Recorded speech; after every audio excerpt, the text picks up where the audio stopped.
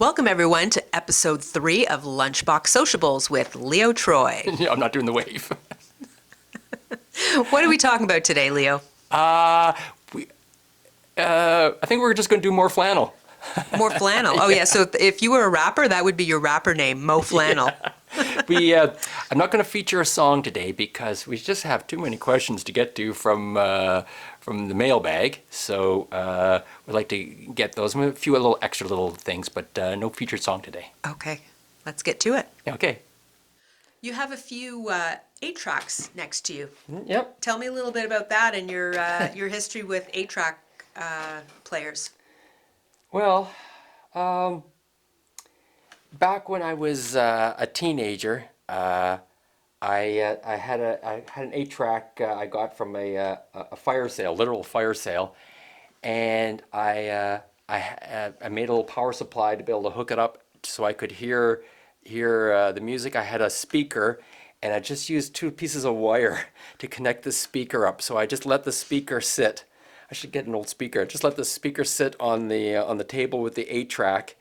And that's how I listened to music. I was listening to one channel, so I was going to listen to either left or right, and I would just listen to the 8-track over and over. What was the first 8-track you listened to? It was. And do you still have it? It might be. You know what? It might be this one. It might be this ELO. Yeah, it was this ELO with the. Yeah. New World Record? Yeah, a New World Record. Yeah. I listened to this over and over, and same with the Cars, and I just listened to, but I was only listening to one channel. Like I was either listening to stereo left or stereo right. It was the worst possible sound you could imagine, and I listened to them over and over and over. That's when I talk about how I have my musical beginnings are so humble and sad, really. For our younger viewers who are maybe not as familiar with 8-tracks, how does an 8-track work? And tell me what happens when it gets to the end.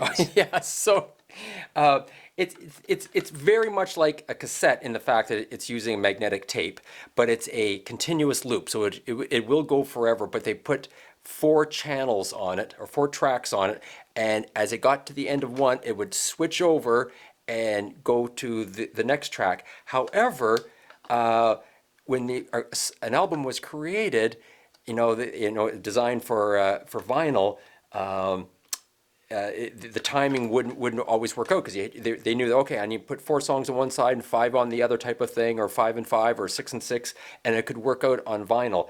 It didn't always work out on the 8-track because they needed now, instead of dividing into 2, they have to divide into 4. So you'd have actually something here where like one song ends, it would fade out, so the song would be going halfway through, and you just would hear it fade out, and then you hear cha-chunk.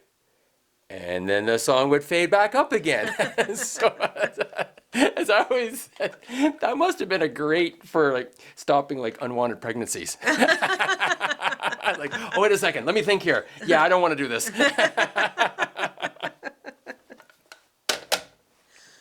Okay, let's have another question from the feedbag. The feedbag? I think you mean the mailbag. Oh no, I'm at the feedbag, and if anyone knows what I'm talking about when I say the feedbag, what show that came from, I'll send you.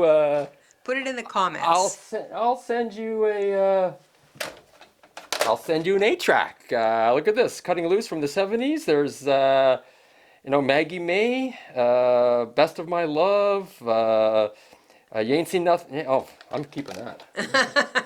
I'll give you this ELO one. No, I'm keeping that. No, too. I want the ELO one. I want the ELO one. So, question from the mailbag okay. Mailbag feedbag. /feedbag. Okay. DJ McConaughey asked, do you write the music first or the lyrics? Probably the music first.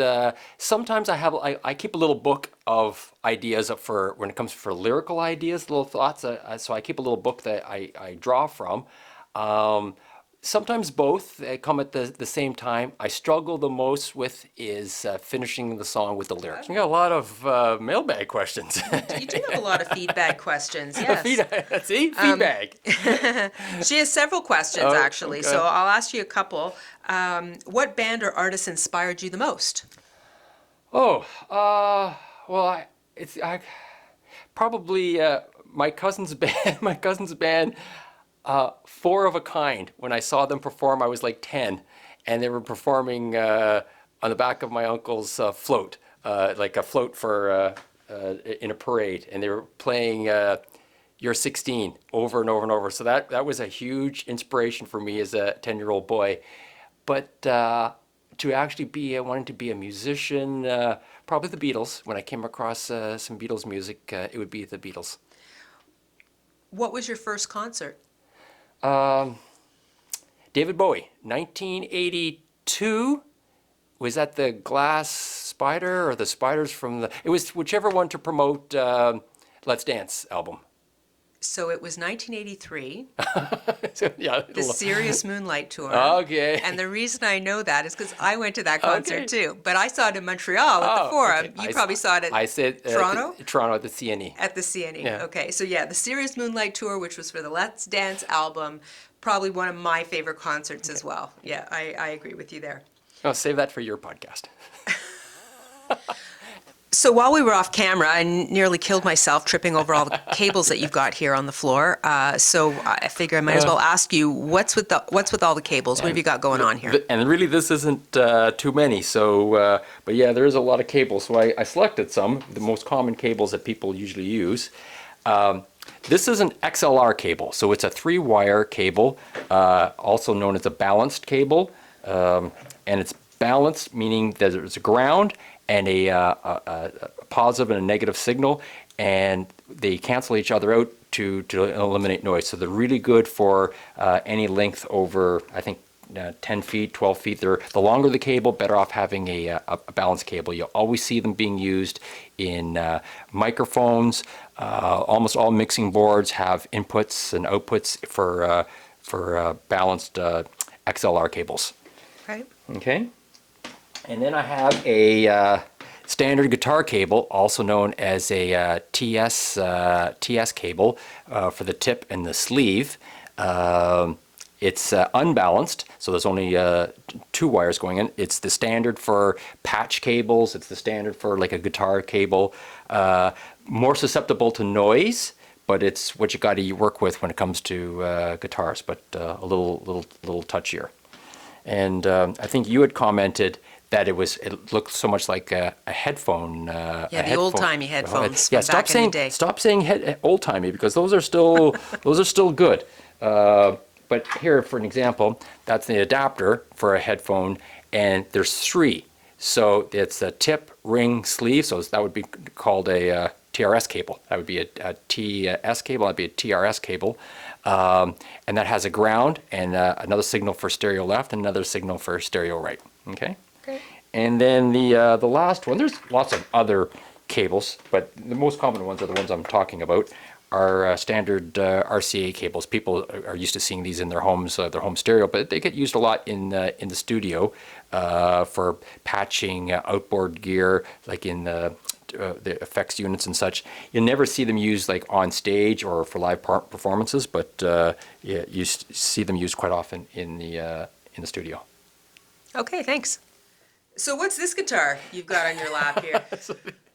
Everyone's missing all your hand gestures. Everything's a hand gesture with you, and everyone's missing them.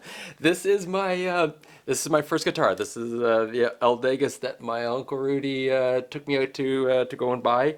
I think it cost me $350. How old is that guitar? Oh, When did you buy it? I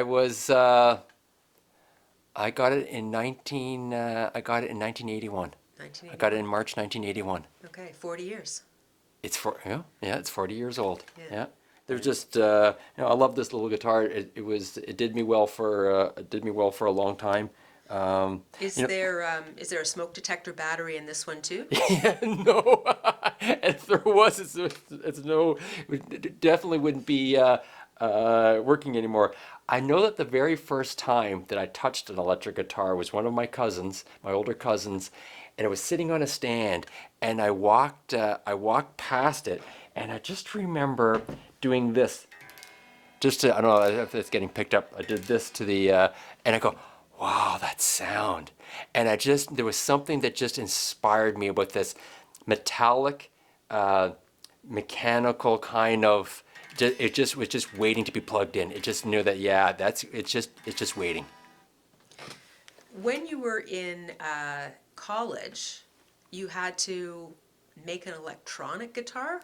What is that? Oh, yeah. Yeah, I'm gonna need to pull that out so we can save that. We'll save that for another episode. But that's Okay. that's a good story. And I played Smoke on the Water with it. But it was that got me through college. Oh. And so it's so much cooler to have electric guitar than an acoustic guitar. Now, although you can't take it around a campfire. So there's the drawback. But this along with a rectangular guitar case, that was all that I ever wanted. Why a rectangular guitar I case? don't know. It just was so much cooler to have a rectangular guitar case than the guitar cases that are shaped like the guitars. Now I always buy one that's shaped like the guitar, but Is it because like maybe people thought you had a machine gun in I there or don't something? know. It was just cooler. My older cousins had rectangular. You always saw old school guitar players always had rectangular guitar cases. Okay. So I had to go out and pull one out. So this is a rectangular guitar case, just for anyone who didn't know. But give me an opportunity to pull it out. Yeah. So And you're a Fender guy? yes, this is what my original Telecaster came in, and now it always comes in like the shape of. It's probably better that they come in the shape of the guitar. It protects them more than in these rectangular ones, but the rectangular ones were just always so cool. So is being a Fender guy versus say like A Gibson? guy, Yeah. is it being like a John Deere versus a Massey Ferguson? No, Like is it that kind of thing? Look at you being all tractory. Look at you. They're the only two tractor brands I know. Yeah, I'm impressed. Let's go back to talking about concerts for a second. Any memorable so we talked about first concert, best concert. What are some either fun or memorable Oh, concert yeah, moments? okay. I got a few for you. Van Halen, 1987, I want to say, with Sammy Hagar. And so it's not even the concert, it's what happened at the concert. So it's at Exhibition Stadium, full stadium. So the full floors, the full stadium. So I don't know if that's like 70, 80,000 people. It's a full stadium. And I guess there was people were buying pizza and bringing in their boxes of pizza. And I guess it just was getting pretty close to the time where the show was to start. And all of a sudden, a pizza box goes flying. Someone thought, hey, this is a Frisbee. And then for the next minute, maybe 2 minutes, the stadium was filled with pizza boxes flying through the air. And I knew at the time, I said to myself, I will never see this again. I will never see this again. Another memorable moment was, So memorable that you yeah, forgotten. so how do I fix that? Because I'm not doing that whole Van Halen story again. What was your favorite concert? Oh, probably, well, that's tough. I've seen so many. U2's concert to support Achtung Baby it was a great concert. They had everything. They had the screens, they had the Trabant hanging from the ceiling, they had the little small stage. So that was a great concert. There was a Stones concert in 2000, a little after the millennia, and it was at Sky Dome, and it was fabulous. I mean, they had the inflatable girls up the side. They had this big monster bridge that go over to the smaller stage. They had this amazing backdrop screen to be able to see them, and it's the Stones. So that would probably be my favorite. Oh, wait a second. There was a couple of Springsteen concerts that were really my favorite back in the USA? Born in the Born in the USA. USA. Born in the USA? What am I thinking of? Born in Yeah, the that's right. What am I USA. thinking back in the USSR? Yes, Born in the USA. And I remember one of them, I went to 4 of them that summer. And one of them, it was because it was while the X was on. And I went brought my older sister with me. And we were I got into the arcade and I was playing this game and I kept winning. And I got these four big stuffies. big stuffed animals. And we couldn't go do anything, so we had to bring them to the concert with us. So now we're in the concert. We got these 4 big stuffies And another memorable moment was I guess it was 1996, on the 30th year for the Monkees at the Molson Amphitheater in Toronto. And there's all sorts of people there, all kinds, all ages, all kinds. And the song was Wake Up, what's that? Wake Up, Sleepy Jean. What's that song called? Daydream Believer. Daydream Believer. Daydream Believer. And they started the song, and then they just stopped. And the entire crowd continued the song. And I looked around, I go, how are these 12-year-old kids? And everybody was singing the song. It was, even the band, I guess it was just, it was Mickey, Davey, and Peter, so Michael Nesmith wasn't there. And even the band looked a little bit taken back themselves, like, wow, everybody knows this song. It was a great, great moment. What does that mean? It means wrap it up, Leo. Oh, and this? That means stretch it out, but I would never say that to you. You think do I give too much run-on sentences? You give nice, long, detailed answers, Leo. All right. Okay. Okay. All right. Well, that brings us to the end of episode 3. 3. Yeah, with Mo Flannel. With Mo Flannel. Thanks, Leo. And Thank you very we'll much. see you all next time for episode 4 of See you. Lunchbox Sociables. Bye-bye.